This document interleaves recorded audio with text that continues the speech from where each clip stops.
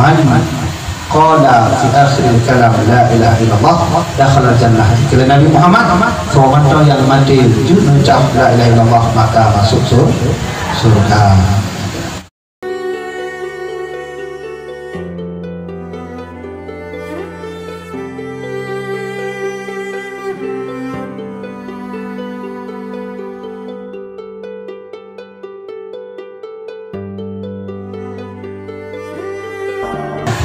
Betul itu foto bak pertengahan bulan Ramadan akannya terjadi dentuman besar. Dentuman besarnya lagi nafsu raya dah ke langit. Maka dentuman jauh yang pertama itu kuasa Allah.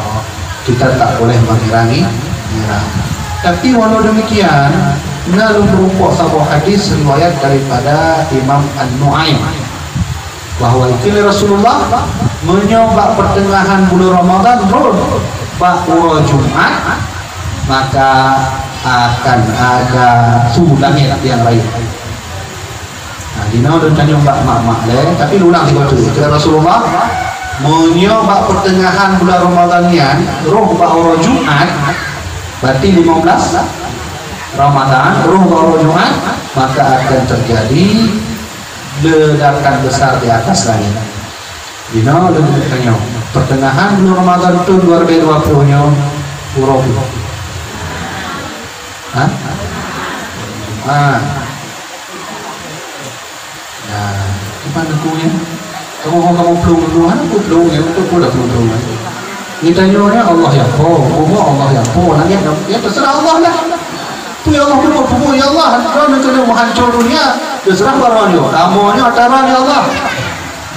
Bumanya antara ya Allah, langitnya antara. Matahari antara nak pihak kamu protes. Tapi kamu tu lagi yang aku.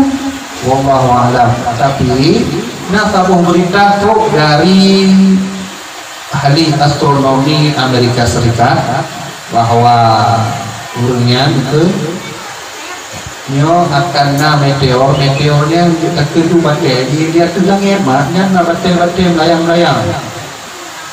Ajak batai yang dia tu dah tengumur nya batai rayunya disebut dalam ilmu ada pulau-nya ruang angkasa astronomi dan meteoritnya itu ke batai.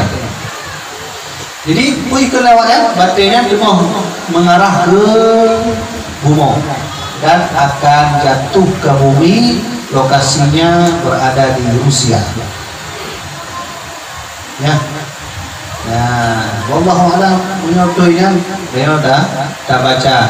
Nah zikir tu bunyo memang terjadinya zikir ni harus kita baca subhanallahul quddus subhanallahul quddus rabbunal quddus nya zikirnya. Dikira Rasulullah punya seandainya bab pertengahan bulan Ramadan yang betul terjadi ledakan besar langit, ditanya sujud oleh Nabi Muhammad membaca zikir subhanallahul quddus